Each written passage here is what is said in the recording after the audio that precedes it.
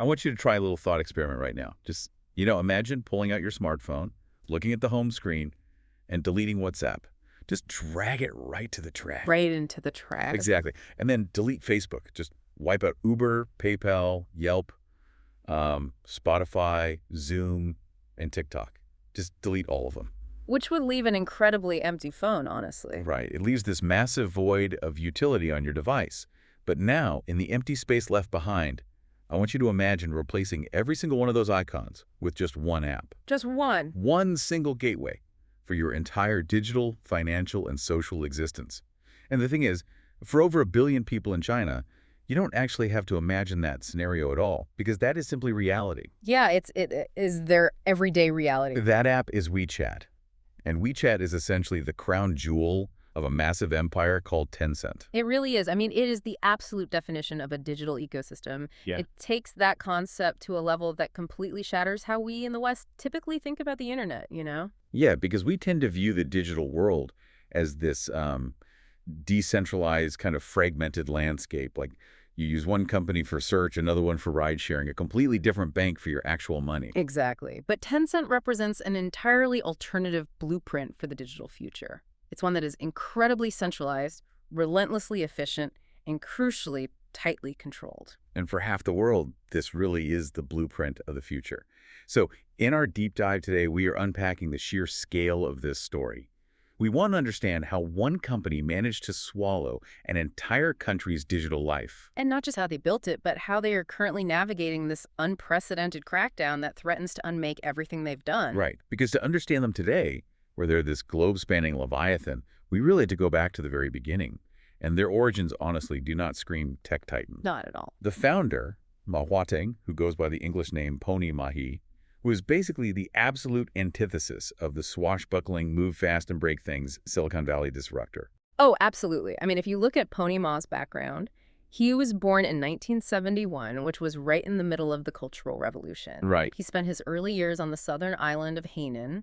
And from all the source accounts, he was just an incredibly introverted, quiet, very well-behaved kid. He wasn't like a hacker rebel type. No, not at all. He wasn't out there trying to break the rules or hack the mainframe. His real passion, the thing that entirely captivated him, was astronomy. He was just obsessed with the stars. Which is such a great detail. Right. In middle school, while all his peers were, furiously competing in these intense math Olympiad prep classes to secure their futures, he was literally the lone kid joining the astronomy club. I absolutely love that because it perfectly foreshadows his approach to technology later on. Yeah. I mean, he actually said later that the early internet looked to him like I think the quote was, uncertain, forever exploding galaxy. Yeah, he found the exact same solace looking at dial-up modem readouts that he found looking through a telescope.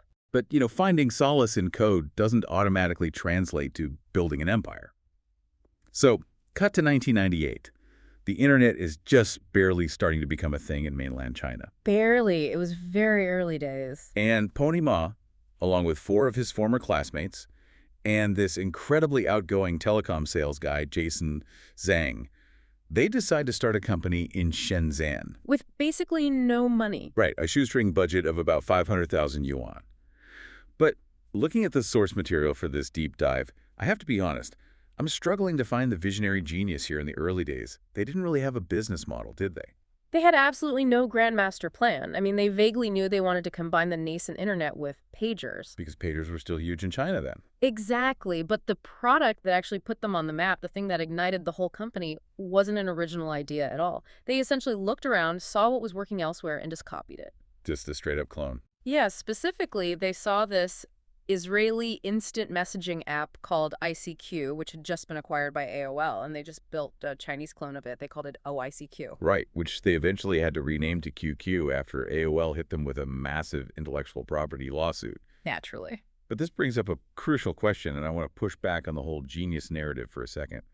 If their big breakthrough was literally just ripping off an Israeli chat app and then later copying Yahoo's web portal ideas, are we really looking at innovators? Or just looking at a group of guys who were really good at surviving in a walled-off market where the original creators just couldn't compete? It's a highly debated point, for sure. But to dismiss them as mere copycats really misses the fundamental reality of the Chinese market in 1998. How so? Well, they were survivors, certainly. But survival in that specific environment required a very specific, hyper-localized kind of innovation, a sort of micro-innovation. You have to understand the hardware constraints of the time. Okay, set the scene for us. In 1998, less than 1% of the Chinese population actually owned a personal computer. The vast majority of people were experiencing the internet in these crowded, smoke-filled, incredibly noisy internet cafes. Right, so you're renting a computer by the hour. You don't own the machine, you don't own the hard drive. You just sit down, do your thing, and leave. Exactly. Now consider how Western chat apps like the original ICQ were architected. They stored your contact list, your friends, your entire chat history locally, right on your specific computer's hard drive. Which makes perfect sense if you own a PC sitting on a desk in a California suburb. Exactly. Yeah. But in a Chinese internet cafe, if you log off and someone else sits down at that exact same machine, your contacts are either gone entirely or worse, they're completely exposed to a total stranger. Oh, man. That's a huge privacy issue. It was a fatal flaw. And Tencent CTO, a guy named Tony Zhang, realized this immediately. So he made a seemingly small but fundamentally game-changing technical tweak. They engineered OICQ to store users' contact lists on Tencent servers rather than on the local machines. Wow. So no matter which internet cafe you logged into, whether you were in Shenzhen or Beijing, the second you put in your password, your entire social network was just right there waiting for you. Precisely. By trying to solve a very localized hardware limitation, Tencent basically accidentally invented early cloud-based social networking. That is brilliant. But I imagine that brilliant solution immediately birthed the catastrophic problem, right? Oh, it absolutely did. Because they were storing everything centrally, Tencent's servers were bearing all the weight of the entire network. And servers in China at the time were astronomically expensive. And they had a lot of users coming in very fast. The user base was growing exponentially, which sounds great, right? Normally. Yeah. But the product was completely free of charge, so this massive influx of users was literally bankrupting the company. The servers were just constantly crashing under the load. Just melting down. Yeah. Tony Zhang and his team were forced to write incredibly lean, hyper-efficient code just to keep the entire system alive. It's the ultimate startup nightmare. You are growing so fast that your success is literally going to kill you before you can figure out how to monetize it. And there's this amazing anecdote from those desperate early days that I just have to bring up. Oh, I know the one you're talking about. Pony Ma reserved account number 1001 for himself. But because the network was still so small in the very beginning, he would literally log into chat rooms and pretend to be a girl. We really did. Just to keep the first few male users engaged and What? talking so they wouldn't abandon the app. It perfectly illustrates the sheer desperation of the moment. I mean, they were completely out of money. They tried to sell the company to literally anyone who would take a meeting. Who did they pitch to? Yahoo China, Sina, Sohu, and every single one of them rejected Tencent. Wow. They all thought it was just this toy for teenagers. They saw no path to profitability. Tencent only survived because a South African telecom company called Naspers essentially stumbled upon them and decided to inject some venture capital. Thank God for Naspers. But even with that lifeline, they couldn't just burn cash forever. I mean, they had to figure out how to make actual money from a user base of teenagers hanging out in internet cafes. And this is where the survival instincts really kick in. They start throwing everything at the wall. They partner with China Telecom, setting up the system where users could pay a tiny fee, like equivalent to 60 cents a month, to get their QQ desktop messages forwarded as SMS text messages to their mobile phones. Okay, so bridging the desktop and mobile gap early on. Right, and that little trick actually allowed them to break even. But the really brilliant play, the one that set the stage for their entire future economic engine, was something called the QQ show. Okay, I want to dig into this. How did the QQ show work? The QQ show was an absolute masterclass in digital psychology. Tencent realized they had millions of young people spending hours a day on this platform, but these users had no way to express their individuality. Because it's just text on a screen. Exactly. So Tencent started selling digital clothes for the users' virtual avatars. We're talking sunglasses, unique hairstyles, virtual jeans, little digital pets. And you paid for them using Tencent's proprietary digital currency. Oh, that is so smart. Even Pony Ma himself was an early adopter. He actually bought long virtual hair and a cowboy outfit for his own avatar. A cowboy outfit. It sounds so primitive now, but it's basically the exact same model that powers games like Fortnite today. You aren't paying to win the game, you're just paying to look cool. That's exactly it. Pony astutely noted at the time that Tencent wasn't actually selling virtual clothes. What they were actually selling was emotional support. Emotional support. Yeah. They were providing an entire generation of young Chinese people who were navigating this rapidly urbanizing, highly competitive society where they often felt totally invisible. A way to establish their identities, a way to signal their status in a virtual world. Wow. It was the primitive precursor to the massive microtransaction economies that define the whole modern internet today. It really was. Okay, so Tencent survives its infancy. They figure out how to keep the servers from melting, and they find a psychological hook to literally print money. But, in the tech world, as soon as you prove a market exists, you paint a massive target on your back. Oh, a huge target. So to survive their adolescence, Tencent had to face down the biggest, most terrifying tech giant on Earth at the time. I'm talking about Microsoft. Yeah, this brings us to 2004. Microsoft decides to aggressively push its MSN Messenger into the Chinese market. And you really have to remember the context of 2004 here. Right. Microsoft was untouchable. An absolute global juggernaut. They came in with a massive war chest, unlimited engineering resources, and a premium global brand. At this point, QQ was still viewed domestically as very grassroots. Like a little lowbrow. Yeah, it was seen as the messy, chaotic app that teenagers used in internet cafes to play casual games and flirt. MSN, on the other hand, was sleek. It was professional. It was what the adults used. Exactly. It was the ultimate status symbol for the rising urban white-collar class in China. If you worked in a high-rise office in Shanghai or Beijing, you used MSN. You wouldn't be caught dead using QQ at work. It's such a classic David and Goliath setup. Microsoft is launching this massive, slow-moving, heavily armored battleship. They have the money, they have the brand, they have the prestige. But Tencent responds by launching hundreds of tiny, hyper-agile speedboats that are literally fixing their own leaks while out on the water. How does a scrappy local company actually outmaneuver Microsoft? It came down to their fundamental engineering philosophies. Microsoft built software the traditional Silicon Valley way. Long development cycles, rigorous quality assurance testing, and very slow, deliberate rollouts. Which takes months. Right.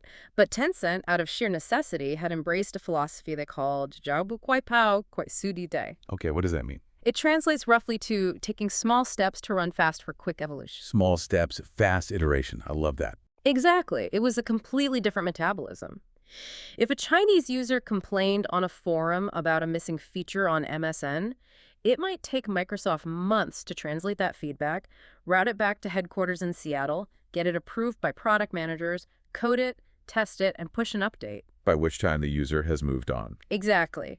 But if a user complained about a feature missing on QQ, Tencent engineers would literally code it that afternoon, test it overnight, and push the update to millions of users by Friday. That is insane speed. They were updating their software on a weekly basis. And furthermore, Microsoft, due to regulatory concerns and corporate policy, refused to put its data servers physically inside China. Oh, so the latency must have been terrible. It was awful. That meant every time a user sent a message, that data had to travel across the Pacific Ocean to the US and back.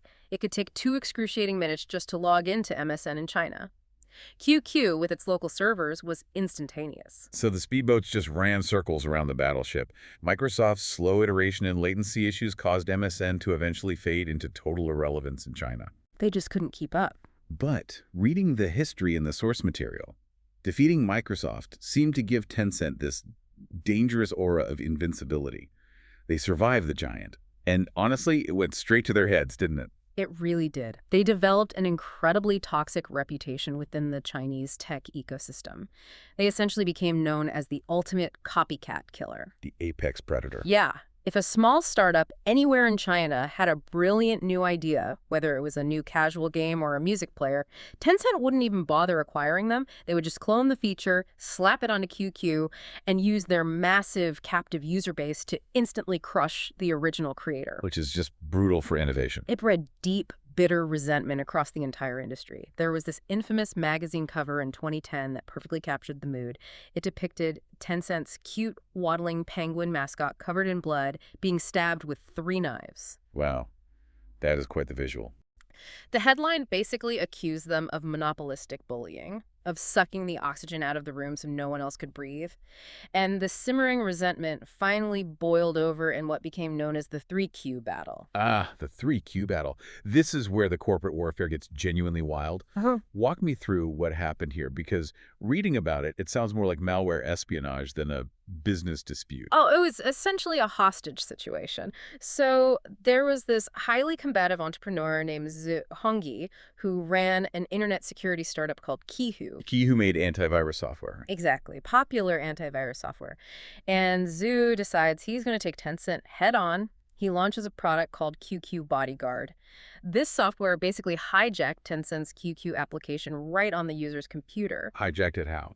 Well, it claimed it was protecting users from Tencent secretly spying on their files, but while it was running, it systematically stripped out all of Tencent's advertisements, which was their main revenue source, and replaced them with Qihu's own security services. That is incredibly aggressive. It's literally a guerrilla tactic. You're living inside the host and eating its lunch. It was brazen.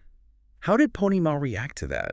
I can't imagine he took it well. It forced Tencent into an absolute corner, and their response was equally brutal, if not more so. Tencent pushed a mandatory update to all QQ users that effectively forced them to make a choice. A choice between the two. Yes. The code checked the user's computer, and if it detected that Qihu's software was installed, QQ would simply refuse to run. A pop-up would appear telling the user they had to uninstall Qihu if they wanted to talk to their friends. Unbelievable. Tencent literally held their massive user base hostage to kill a competitor. And the public reaction was catastrophic. Oh, I bet. People must have been furious that their personal computers were being used as a corporate battlefield. They were. Local newspapers ran front-page headlines calling the Tencent empire out of control. It was arguably the darkest moment for their brand reputation. But what fascinates me is how Pony Ma handled the fallout. Because instead of getting defensive or doubling down, he convenes this event that Tencent employees internally called the Conference of the Gods. What exactly was that? The Conference of the Gods was a masterstroke of corporate self-reflection, and it was orchestrated largely by Tencent's president, Martin Lau. Martin Lau is a fascinating figure in this story. He really is. He's a former Goldman Sachs banker with incredible strategic vision, and he became Pony Ma's right-hand man. Together, they invited 72 outside industry experts, academics, and vocal critics behind closed doors, and they essentially asked them to brutally roast the company. Imagine the sheer humility required for that. You are a billionaire founder, your company is completely dominating the market, and you sit in a chair for days while 72 people look you in the eye and tell you that your company is arrogant, monopolistic, toxic, and despised by everyone in the industry. It's incredibly rare in any corporate culture, let alone a highly successful one. But the real genius wasn't just listening to the insults. It was what Martin Lau and Pony Ma actually did with that feedback. They pivoted. Huge pivot. They realized that being a ruthless, closed-off monopoly was making them enemies everywhere, and eventually, one of those enemies would find a way to take them down. So they executed a massive strategic shift. They decided to stop trying to build every single feature themselves. Right. Instead, they would transform Tencent into an investor and an incubator. They realized they had two assets that no one else in China had: unlimited capital and unlimited web traffic from QQ. So instead of playing the role of the apex predator, they decided to become the environment itself. Exactly. They started taking minority stakes in promising startups. If there was a brilliant new search engine or an innovative e-commerce platform, Tencent wouldn't try to crush them anymore. them. Yeah. They would buy a 15% or 20% stake, give that startup a dedicated portal on QQ, which gave them instant access to hundreds of millions of users, and let the original founders continue to run the show. It was a complete paradigm shift. It transformed Tencent from a hated monopoly into the ultimate kingmaker in the Chinese tech scene. And the timing of this philosophical shift opening up their ecosystem could not have been more perfect, because it collided exactly with the biggest technological earthquake of the century. The transition from desktop to mobile. The smartphone revolution. Exactly. Pony Ma saw the iPhone, he saw the rise of Android, and he knew instantly that the desktop era was dying. But more importantly, he knew that QQ, with its bulky interface and legacy desktop code, wasn't truly built for the mobile era. Right, it was too heavy. If they didn't figure out mobile, they were dead. Pony Ma had this operating mantra during this period that I found so striking. He said, you either wait for someone else to kill you or you kill yourself first. He was deeply paranoid. Very paranoid.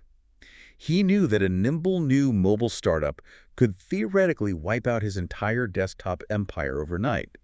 So rather than waiting for an external threat, he created one internally. He instituted a culture that became known as the shark womb. That name is just, it sounds terrifying. Right. Like sand tiger sharks, where the embryos literally cannibalize each other inside the mother's womb, so only the single strongest pup is actually born. That is precisely the metaphor they were going for. Hmm. Tencent didn't just assign one team to build a mobile app. Ponyma pitted 3 separate internal development teams against each other in a race. Wow. They were given no distinct instructions other than to build the ultimate mobile messaging experience.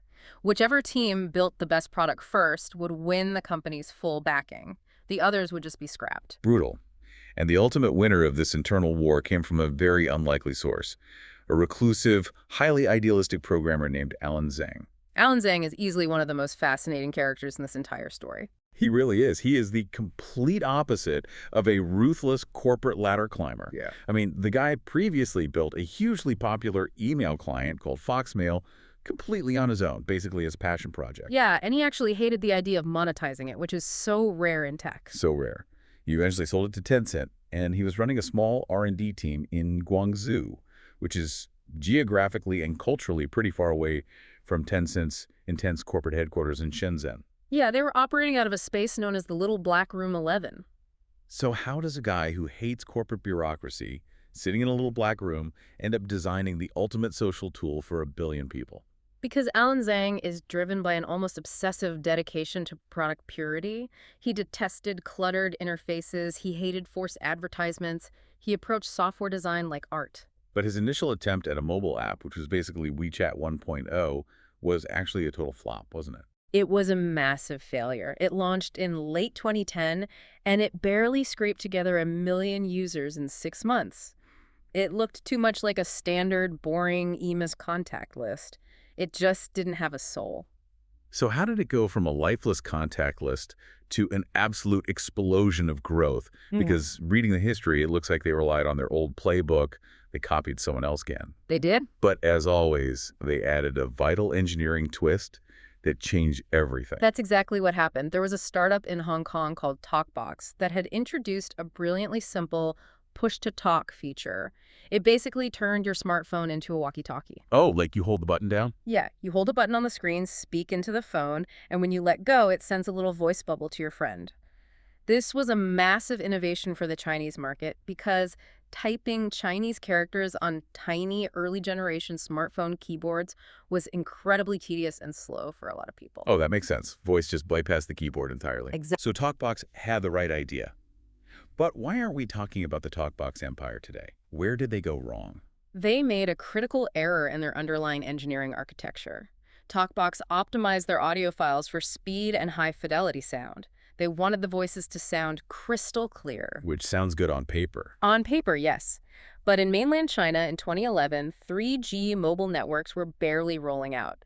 The vast majority of people were still on sluggish, highly congested 2G networks with tiny monthly data caps. We're talking maybe 30 megabytes a month. Oh, wow. 30 megabytes is nothing. A high-fidelity TalkBox voice message was heavy. Using it regularly would eat up a user's entire monthly data plan in a matter of days. Ah, I see. So Alan Zhang's team in the little black room looks at this. They take the push-to-talk concept, but they engineer the underlying code completely differently. Yes.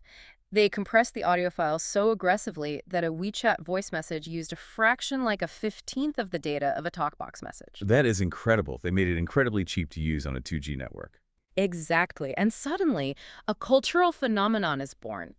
Everyone in China is walking down the street, holding their smartphones horizontally in front of their mouths like walkie-talkies, sending rapid-fire voice memos. I can picture it perfectly. WeChat skyrockets to 100 million users in record time. And TalkBox, unable to adapt its architecture fast enough, simply fades away. It's the ultimate example of winning not through the best original idea, but through the best execution for the specific constraints of the environment. Absolutely. And this walkie-talkie feature is just the spark. This is where WeChat begins its evolution from a simple messaging app into the super app. They didn't just stop at voice messages. No, they kept building. They added Moments, which is essentially a social feed very similar to Facebook or Instagram. Hmm. Then they added official accounts, which allowed brands, celebrities, journalists, and even government agencies to publish content directly to users right within the chat interface. Which kept people inside the app even longer. But the absolute turning point, the moment WeChat became an inescapable financial utility, was something the industry referred to as the Pearl Harbor of mobile payments. The invention of the digital red packets. This is one of my favorite parts of their history. To understand why this was so revolutionary, you really have to understand the cultural context. Set it up for us. In Chinese culture, it is a deeply ingrained tradition to do physical red envelopes filled with crisp cash to friends, family, and employees during the Lunar New Year. It's a gesture of good luck and prosperity. Right. In 2014, the WeChat team decided to digitize this tradition. They built a feature that let users send digital red packets full of real money directly into their group chats. But they added a brilliant psychological twist. They gamified the distribution. This is one of the greatest growth hacks I have ever seen. And explain the math of how they gamified it, because it's so devious. It is brilliant. Let's say you are in a group chat with 10 friends. You decide to drop a digital red packet worth 100 yuan into the chat. Instead of giving everyone 10 yuan evenly, the WeChat algorithm randomly distributes the money to whoever taps the packet first. Oh, wow. So the first person to tap might get 80 yuan, the second person gets 15 yuan, and the remaining 8 people scramble to get a few pennies. It turns giving money into a literal slot machine. The psychological hook is completely irresistible. You see that red icon pop up in the chat, and you have to tap it immediately because you might win the jackpot or you might get absolutely nothing. It's pure adrenaline. People went absolutely crazy for it. You had families sitting around the dinner table during the Lunar New Year, completely ignoring each other, just staring at their phones, waiting for a red packet to drop in their group chats. That's hilarious and slightly dystopian. During that first holiday weekend alone, something like 75 million digital red packets were sent. 75 million. But the gamification wasn't even the masterstroke. The true strategic genius was the friction they introduced. To actually send a red packet or to withdraw the money you just won into your real-world wallet, you had to link your physical bank account to your WeChat profile. Pickmate. Overnight, Tencent tricked millions of people into willingly handing over their most sensitive financial credentials just to play a game with their friends. Exactly. And this was a direct assault on Jack Ma, wasn't it? Alibaba had spent a decade slowly building a near monopoly on digital payments with their service, Alipay. It was an existential threat to Alibaba. I mean, Alipay took years to convince merchants and consumers to trust digital payments for e-commerce. It was hard work. Yeah. And then Tencent completely bypasses e-commerce entirely and uses social pressure and gamification to break Alibaba's payment monopoly in a single weekend. Jack Ma and the Alibaba executives literally referred to it internally as a Pearl Harbor attack. They were caught completely off guard. Suddenly, WeChat Pay was a massive competitor. And what's wild is that despite this aggressive, brilliant financial expansion, Alan Zhang, the architect, remained deeply, almost stubbornly eccentric about keeping the user experience pure. He really did. Even as WeChat became the central nervous system of the Chinese economy, he refused to monetize it the way an American company would. If you open WeChat today, there are no banner ads on the loading screen. None. It's just a simple, poetic silhouette of a single person looking at a massive image of the Earth. He famously said that if WeChat were ever caught between a wall of commercial interest and a fragile egg, WeChat would always stand beside the egg. It's a fascinating paradox that defines Tencent. You have this tool that is generating billions of interactions, housing, messaging, social media, and a massive financial payment network under one roof. And its chief architect is a guy who hates ads, rarely goes to the corporate office, and prefers to play golf and listen to indie music. That's crazy. But this super app infrastructure gave Tencent the ultimate weapon, because once they had hundreds of millions of people's bank accounts linked to their chat app, they realized they could do way more than just send red envelopes. Right. Tencent had conquered the digital screen. But as they say, you can't eat a digital avatar and you can't ride a digital taxi. To truly lock in their users and dominate the mobile era, they had to bleed out into the physical world. They had to bridge the gap. They needed to connect their digital infrastructure to real-world, high-frequency physical services. And this imperative directly ignited a massive, multi-billion-dollar proxy war with their arch-nemesis, Alibaba. This is where the story gets incredibly intense. Hmm. To understand how these proxy wars functioned, you have to understand the unwritten godfather rule of Chinese tech during this era. The Godfather rule. Yeah, the ecosystem had consolidated to the point where if your startup reached a certain size, you eventually had to bend the knee. You had to take investment money from either Alibaba or Tencent. You had to pick a side. What if you didn't want to? If you refused their money, trying to stay perfectly independent, they would simply turn around, pour hundreds of millions of dollars into your direct competitor, and crush you into dust. Wow. Alibaba and Tencent were building rival, all-encompassing ecosystems, and the battlegrounds they chose were the services people used every single day. Let's look at how this played out in the food delivery market because it's a perfect example. The central figure here is a guy named Wang Xing, the founder of Meituan. Wang Xing is a legendary, almost mythical figure in Chinese tech. He really is. He's a serial entrepreneur who previously built the Chinese clones of Friendster and Twitter, both of which failed or were shut down by censors. By the time he built Meituan, which started as a Groupon clone before pivoting to food delivery, he was hardened.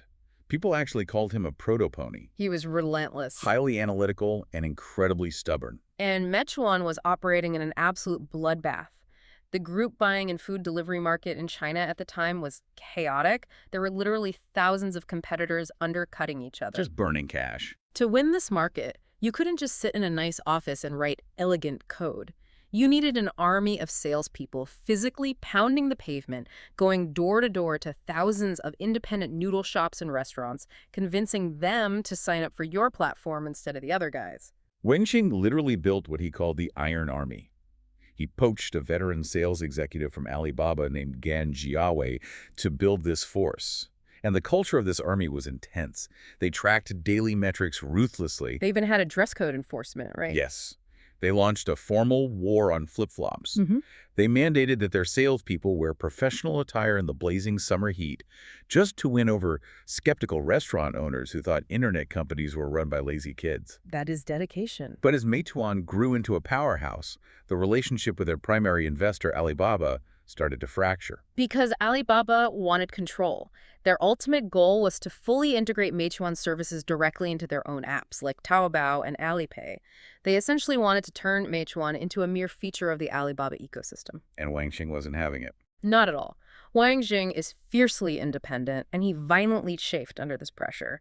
He wanted Meituan to be its own empire. And this is where Tencent executes perhaps the most epic, stealthy corporate coup in modern business history. Enter Martin Lau again. Exactly. Martin Lau sees the friction between Wang Xing and Jack Ma. Now, Tencent is already backing Meituan's biggest rival in the food delivery space, a company called Dianping. Okay. So Martin Lau quietly approaches Wang Xing and orchestrates a massive, highly secretive merger between Meituan and Dianping. Furthermore, Tencent agrees to lead a massive $1 billion investment round into this newly combined entity, cementing Meituan firmly inside the Tencent ecosystem. And they pulled this off completely behind Jack Ma's back. Entirely in secret. They knew Alibaba had a veto vote on Meituan's board. So Wang Xing and his team fly to the Cayman Islands, set up this complex offshore corporate structure specifically to bypass Alibaba's board veto and execute the merger. Alibaba literally got 12 hours notice that their star investment was merging with Tencent's proxy. Jack Ma was reportedly livid. I can imagine. But for Tencent, it was a staggering victory. They had effectively stolen the dominant food delivery platform and wired it directly into WeChat Pay. And they applied this exact same proxy warfare strategy to the ride-hailing market, too.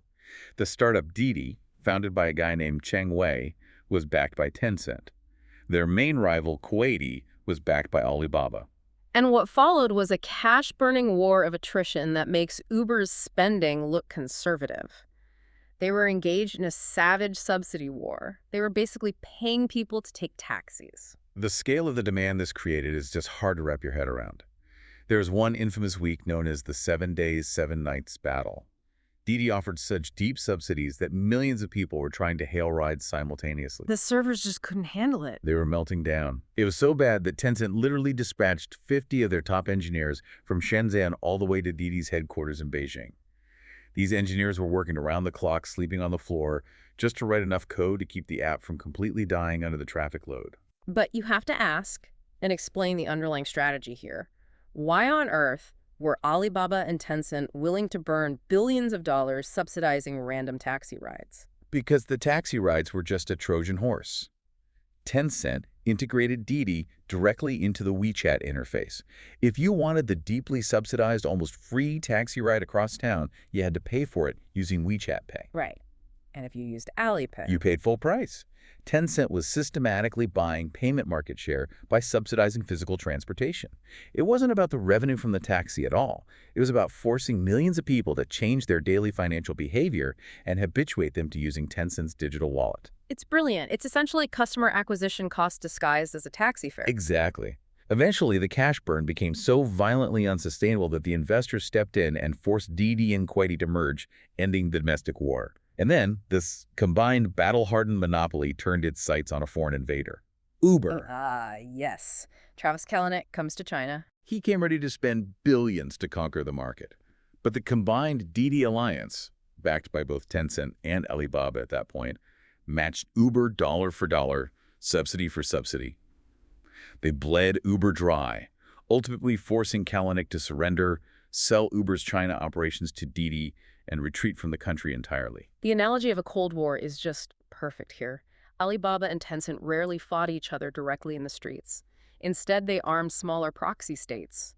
Meituan in food delivery, Didi in ride-hailing, with billions of dollars in venture capital ammunition to fight on their behalf. And while Tencent was burning all these billions in the physical streets, they were quietly printing tens of billions in the background through an entirely different, incredibly lucrative medium: video games. Yes, video games. This is the hidden financial engine that powered the entire proxy war. Hmm.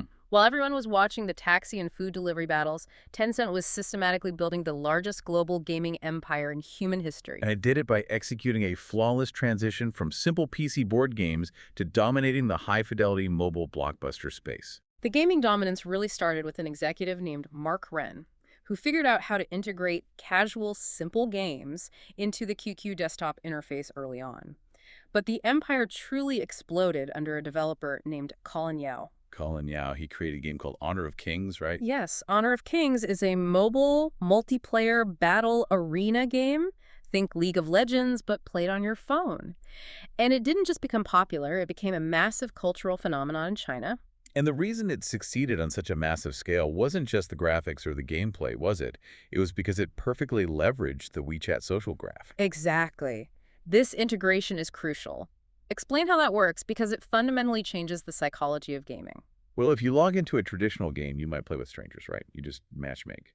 But if you log into Honor of Kings, it immediately scans your WeChat profile. And it knows exactly who you are. It instantly shows you exactly which of your real-world friends, coworkers, or classmates are currently online playing. It allows you to easily invite them. It sends notifications directly to their WeChat messages. Which is such a strong hook. It turns a solitary mobile game into a deeply social, peer pressure-driven ecosystem. If all your friends are playing and leveling up together, you feel immense social pressure to join them. And Tencent realized this formula was too lucrative to keep localized just to China. So they took the billions they were making from these games and went on an absolute global shopping spree. They bought everything. They bought Riot Games, the Los Angeles studio behind League of Legends. They took a massive 40% stake in Epic Games, the creators of Fortnite and the Unreal Engine. They orchestrated an $8.6 billion buyout of Supercell, the Finnish studio that makes the massive mobile hit Clash of Clans. $8.6 billion, that is wild. And by acquiring these global studios, Tencent was able to perfect and scale the microtransaction engine globally. They were the pioneers of the modern free-to-play model. Right, because in the old days, you went to a store and paid $60 for a game cartridge. Yeah, but Tencent said, no, the game is completely free to download. Anyone can play. But if you want your character to have a cool new glowing sword, or an exclusive outfit, or a unique victory dance, you pay $2 or $3. And by utilizing their frictionless digital payment networks, they generated billions of dollars purely from selling virtual cosmetics that cost absolutely nothing to manufacture. Infinite margins. But integrating Western developers into a Chinese tech giant wasn't always smooth sailing. There was a significant culture clash. Oh, sure. Western studios like Riot occasionally chafed under Tencent's aggressive demands for mobile monetization. For example, Tencent desperately wanted a mobile version of League of Legends to capitalize on the smartphone boom. Makes sense from a business standpoint. But Riot's leadership pushed back hard. They felt that a mobile version would dilute the competitive purity of their PC brand. The tension got so bad that Riot executives actually secretly started developing a mobile game with an ex-Tencent executive without even telling their parent company. Wow, just going completely rogue. Yeah. But ultimately, these Western studios swallowed their pride because they relied on Tencent. If you want to launch a game in the heavily regulated, highly lucrative Chinese market, you essentially need Tencent to navigate the bureaucracy and distribute it. This dynamic actually raises a fascinating point of speculation regarding Tencent's global footprint. Right. Why did Tencent succeed so brilliantly in exporting its gaming empire globally, buying up Western studios and dominating international app store charts? They totally and completely failed to export WeChat to the West. They spent fortunes trying, too. They really did. They literally hired Lionel Messi to star in global television commercials to promote WeChat internationally. But outside of the Chinese diaspora, it never caught on. Why? It's the ultimate question. You have the most advanced super app on Earth, and the West rejects it. I believe it comes down to the concept of structural friction. Gaming speaks a universal, frictionless language. The mechanics of jumping, shooting, or strategizing in a digital arena, those transcend national borders and cultures. Right, fun is fun. Exactly. But a social networking and communication app is deeply, inextricably tied to a country's data privacy laws, its cultural communication norms, and its geopolitical realities. That makes a lot of sense. The friction of a Chinese social app, one that is known to be monitored domestically, trying to operate under foreign regulatory scrutiny and Western privacy expectations, was simply too high. WeChat was a bespoke organism, evolved perfectly for the specific walled garden ecosystem of the Chinese internet. It just couldn't survive outside of it. Which brings us to the ultimate reality check for Tencent. By the late 2010s, they had become a sprawling, almost omnipotent empire of social media, digital finance, venture capital, and gaming. But in China, there is only one true Goliath, and it isn't a tech company. No. It's the state. And this is where the trajectory of the company fundamentally fractures. To understand Tencent's current reality, we have to look objectively at the actions taken by the Chinese government to regulate the tech sector and understand the state's specific objectives and anxieties. The first major regulatory blow landed in 2018, and it hit Tencent's primary profit engine, the gaming freeze. Out of nowhere, the government abruptly halted the approval of all new video game licenses. Just stopped them entirely. And their stated concerns weren't about economics, they were focused on public health. Regulators were alarmed by rising rates of youth gaming addiction and specifically a spike in myopia nearsightedness among children who are staring at screens all day. This freeze essentially paralyzed Tencent's ability to monetize its pipeline of new titles. It was a massive hit. For example, they had acquired the domestic rights to the massively popular battle royale game PUBG. Well, PUBG was huge. Millions of people were playing it in China. But because the government wouldn't grant them a monetization license, Tencent couldn't charge a single cent for it. They were paying for the massive server costs while generating zero revenue. To appease the regulators and get the license, Tencent was forced to completely overhaul the core mechanics of the game. They had to remove all the blood, they had to remove the concept of death, and they rebranded the entire game as Game of Peace, framing it as an anti-terrorism training simulation rather than a deathmatch. The changes they made are honestly surreal. I read about this. In the new state-approved version of the game, when you shoot and kill another player, their character doesn't die.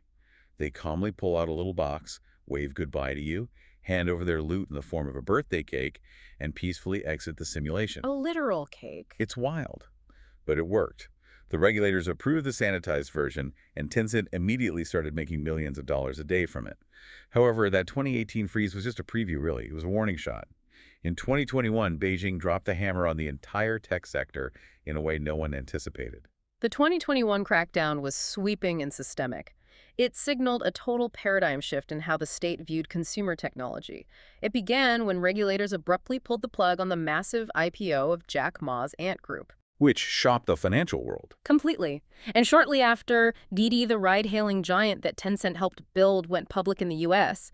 Days later, Chinese regulators severely punished them over data security concerns, literally pulling their app from domestic stores. And the education sector got hit too, right? Yes. The entire online private education sector, which tech companies had poured billions into, was effectively decimated overnight when the government decreed they must all turn into nonprofits.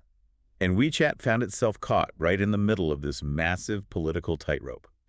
The source material deeply details WeChat's dual reality in modern China. On one hand, It is an absolute necessity for daily life. You need it to pay for groceries, show your health code, or talk to your boss. You can't function without it. Right. But on the other hand, it is a highly monitored tool subject to state censorship. The text outlines the mechanics of how users are frequently shadow banned.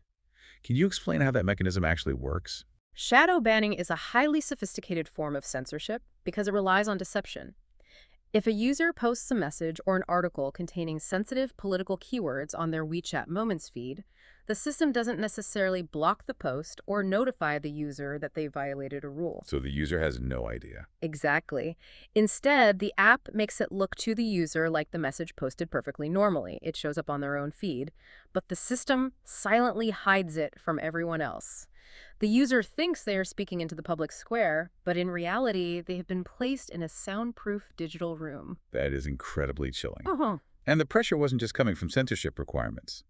The book mentions a highly sensitive probe involving a Tencent executive named Zhang Feng. Yes. He was allegedly investigated for unauthorized data sharing connected to a disgraced political official. It really highlights how dangerously close tech executives are to the lethal third rail of Chinese politics. It's a very precarious position. And to make matters worse, they were catching fire from the West at the exact same time. The Trump administration attempted to ban WeChat entirely in the U.S., citing national security concerns. Which caused absolute panic among the diaspora, who relied on the app to contact their families back home. Tencent was being squeezed from both sides. It forces us to ask, what is the underlying philosophy behind Beijing's actions? From the state's perspective, this isn't arbitrary, is it? No, not at all. The government explicitly stated they wanted to prevent the disorderly expansion of capital. What they mean is that they no longer want the brightest engineering minds and billions of dollars in capital flowing into trivial consumer internet applications. Like subsidizing food delivery. Exactly, or building more addictive mobile games or creating digital red envelopes. Right. They look at the geopolitical landscape and realize that a social media monopoly doesn't protect the country in a trade war. Exactly.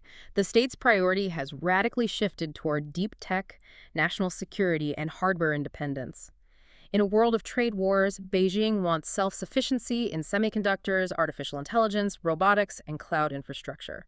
They want technology to serve the strategic industrial interests of the nation, not just generate ad revenue and microtransactions from consumers. So, stripped of its ability to recklessly expand, acquire competitors, and dominate the consumer internet through endless capital, Tencent has been forced to radically redefine its future and its very identity. They've had to pivot again. And that strategic pivot points directly away from the consumer and toward the cloud, the enterprise, and the metaverse. How are they adapting to this new reality? They are making a massive capital-intensive push into cloud computing. Tencent Cloud now operates over 1 million servers globally. They are leaning into a strategy they call C2B2C, which stands for consumer to business to consumer. Okay, unpack that. They are leveraging the undeniable fact that 1 billion consumers are already living inside WeChat. Their pitch to businesses is, don't build your own independent infrastructure. Let Tencent provide the cloud servers, the payment gateways, and the digital storefront so you can seamlessly operate directly inside the WeChat ecosystem.